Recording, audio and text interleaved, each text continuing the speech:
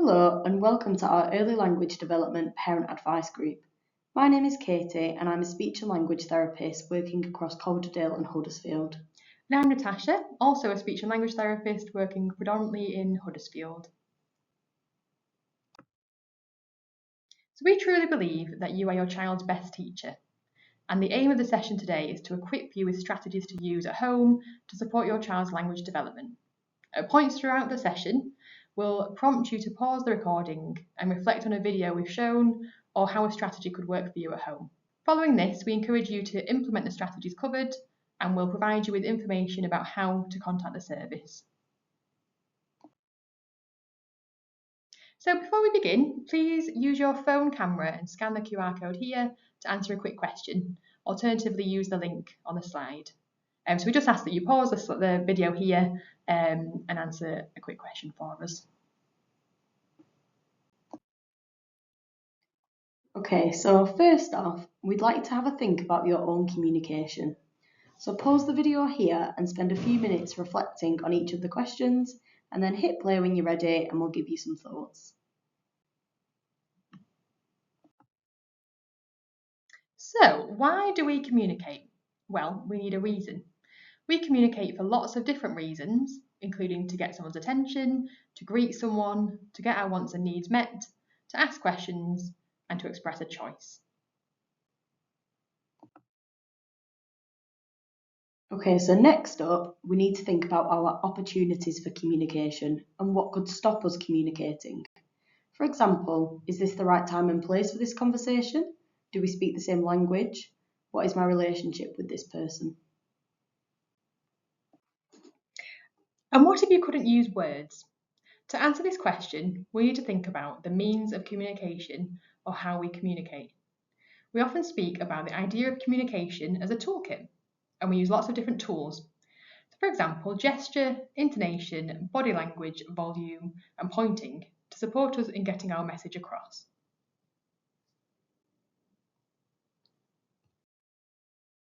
Okay, so having reflected on our own communication, now it's time to think about how your child communicates. So pause the video here and hit play again when you've had some ideas.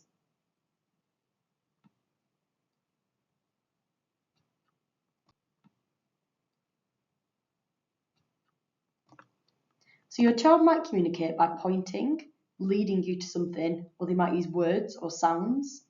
They might communicate to ask you for food, drink, or toys, to have fun with you, or whilst playing games or reading stories. This is the communication pyramid, which we use to highlight the range of skills needed for effective communication. A child can be developing skills in different areas of the pyramid at any one time. So we've got attention and listening, which includes waiting, looking, listening, and the ability to complete small tasks. There is play and social interaction, which includes functional play, symbolic play, so where we're playing with items as though they are something else, so for example using a banana as a phone, and imaginative play. Understanding includes the ability to follow directions and understand questions. Expression includes talking, signing or gesture, the use of vocabulary and grammar. And speech sounds involves a child's pronunciation or clarity of certain sounds. Okay, so now we're going to have a look at some communication in action. So watch the video and have a think about how this interaction went. What was positive about it and could anything have been better? We'll run through some of our comments and see if you'd had any of the same thoughts.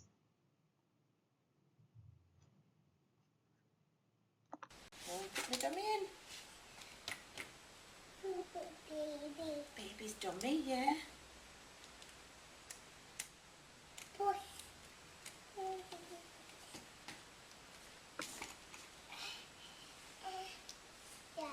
Is it stuck? Yeah. I've had an idea what we could do. Okay. Yeah, Martha, look, want to play with this ball? Want to play with the ball? Yeah? Martha, do you want to play with this ball? You've got a chop, yeah. Want to play with the ball? No. To play with this ball? No.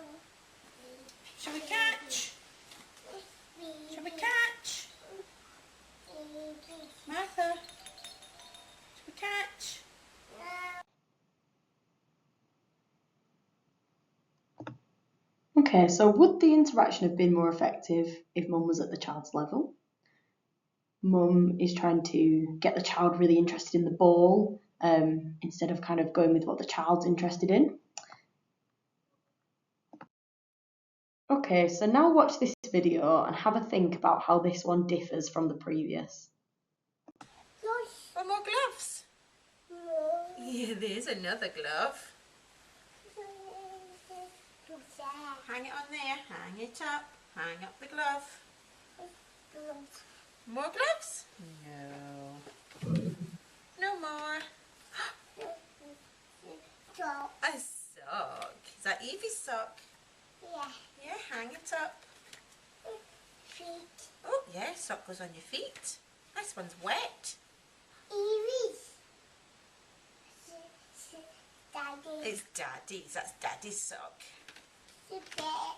Yeah, it's that stripy one. Bed. It's wet, yeah, wet. Shake, shake, shake. Daddy's. It's Daddy's sock. Bed. All wet. Say that daddy's. Daddy's socks, all wet. Hang it up. Bed. Let's get it dry. Where's it going to go? Yeah. Up high. Close. Okay, so I wonder whether you'd thought about mum and child are on the same level in this video, and mum's modelling lots of everyday language in context and getting the child involved in a daily routine or task. Okay, so the first strategy we're going to discuss is getting face to face with your child, which will show them that you are interested and available to play with them. It's important to remember to be at eye level and sitting opposite your child. Consider reducing distractions and having a limited number of toys available at any one time. The second strategy we're going to discuss is pausing. So this provides your child with an opportunity to communicate in the interaction. So for example, if you were playing with bubbles, pause as you dip the wand back into the pot and see if your child communicates in any way. It's important to remember that pausing is not the same as withholding, and we don't want to withhold something until they communicate, as this can cause unnecessary frustration. We also need to respond to all forms of communication, whether that's a word, a giggle, a look, or a gesture. Here's a short video. Watch and think about how this mum uses pausing effectively in her interaction. Miss. Mist, no bubbles. Blow. It's a bubble. Then. Gone. Bubbles gone. Press. Some more. Then press. Ready. You want to do it? Mummy, hold it. I have to do the stick. In. Ready. Blow. Yeah. Is it nice? In. Whoa! Wowee! Mommy. You blew bubbles. Mummy's turn. Ready. Blow. Oh, blow. Mist. Bubbles. You may have noticed that mum paused frequently to provide the little girl with an opportunity to fill in the gap. So she often said ready and waited for communication from the little girl before continuing the game. So this video will lead us nicely onto our next strategy. So have a watch and consider who is leading the interaction, the adult or the child. Socks. Some socks for baby. No socks. No socks. Oh, Bye. a headband. Evie's. Evie's headband, yes. Evie's headband. Ball. Is it ball? Let's see your ball. Ball. Baby. On baby. Where? On baby's head or baby's foot? Yeah. Put it in there. Yeah. In the bag. Yes. In the bag. This is lion. Where's that lion? This is Is there a lion? no. No lion. Yeah. It's a lion. Yeah. Yeah. Wow. Boys, yeah. On baby's head. Yes. On baby's head. Boys, baby. Where's baby? Yeah. There she is. Okay, so hopefully you spotted that the little girl's mum was following her lead throughout. For example, when the child mentioned socks, her mum modelled language about socks. And when the little girl began to speak about a headband, her mum continued this conversation and did not move away to speak about something else. So following your child leads in this way is a helpful strategy in supporting your child's communication development. If they are interested, they are more likely to listen and take in the words that we use. It also shows your child that you are interested in their play and what they have to say. So observe, wait and listen to see what your child is interested in. Let them control the activity and make the decisions about it. Go with the flow. Try not to worry about how the activity should go. As long as the activity is safe, let your child explore and follow their lead as they do so. Right, on to our next strategy. So this is about offering choices. Offering your child a choice provides them with an opportunity for communication. So show your child two objects and label them. So for example, at snack time, you might say, would you like an apple or a yogurt? And you show them the two items. Your child might reach, point or look to make their choice. And these are all forms of communication, so accept however they make their choice. Then name the object for them. So for example, if your child points to a yogurt, model, a yogurt, yummy. This same strategy can be carried out when playing with your child. So for example, you could show them two toys and give them a choice between the two, such as cars or blocks, or babies or trains. Again, wait to see what they choose and how they make their choice, then label the word for them, such as, oh, cars, great, let's play with cars. We can see examples of offering choices in this video. Which one, Luke? Should we have blue or yellow? On the car, which one? Blue on the car. Good boy. Some more. Do some more. Do yellow or green? The door. Open the door. Open the door. Luke, get in. Luke in there. We're driving. Yeah. You're driving the car. Should we do some more building? Yeah. Shall we do green or yellow? Green. Green on. Good boy. Good boy. Should we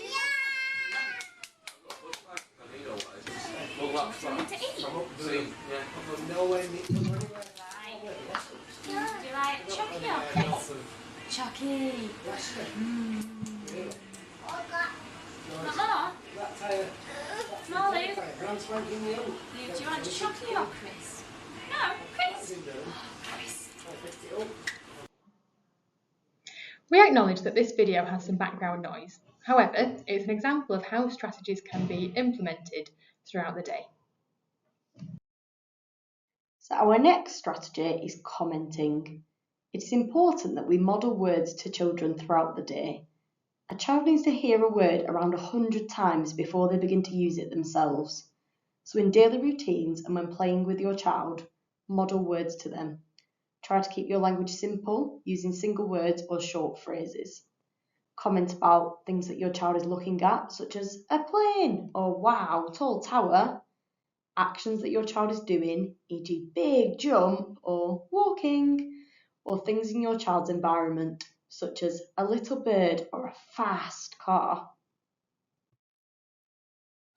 It is human nature to ask questions in order to get a response, but if your child is not talking, no matter how many times you ask them a question, they may not reply. If you find yourself asking questions, follow it with the answer to relieve the child the pressure of answering the question. So you might do this by saying, it's a train, instead of asking, what's that? Or you could say, that's a pretty flower, instead of asking, what have you painted? We are therefore modelling words for the child to learn, rather than asking questions that they may not yet be able to answer. So think about the hand rule. So we want to be modelling 4 comments for every 1 question that we ask.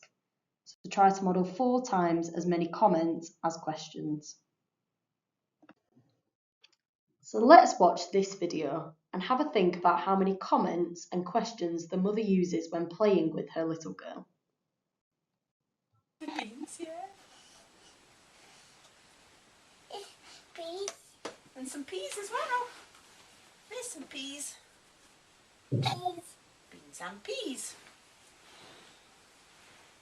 Cat. And cat and peas, yeah. You're going to give us some cat food and peas. Thank you, says baby. Here we go. Shall we open? Yeah.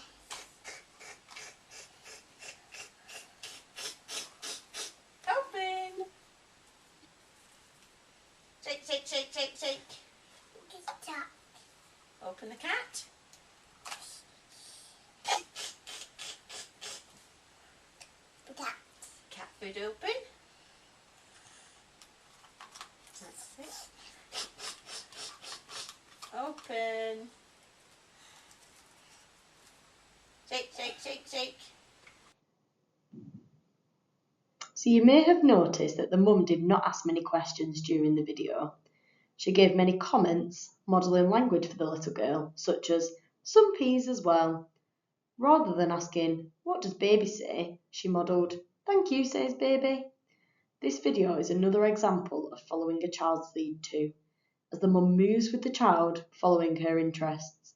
She is also right down on the little girl's level, meaning that her child remains engaged, often interacts with her mum and enjoys the interaction. Right, so our next strategy is copy and add. So this is a useful strategy in supporting young children to extend their utterances. So copy your child's actions and sounds. If your child is not yet using words, model single words for them, such as car or eating. If your child is using single words, add a word onto their utterance. So for example, if they say car, you might say a red car in response, adding the word red. If your child is using 2 words, add a 3rd word in response. So for example, if they say yummy biscuit, you might respond with eating yummy biscuit. So try to keep your language simple, using single words and short phrases where possible. Use lots of pauses and repetitions, making sure that your child has time to take in and process what you have said. So you can try the 4S approach, which is go slow, use an appropriate pace when speaking, trying not to speak too fast. Say less, keep your language simple. Stress, so stressing the key words, and show. So wherever possible, we want to show your child what you're talking about. This will support them to match the word you use to the object that you're referring to. So we're coming to the end of our session. Here are some take-home tips.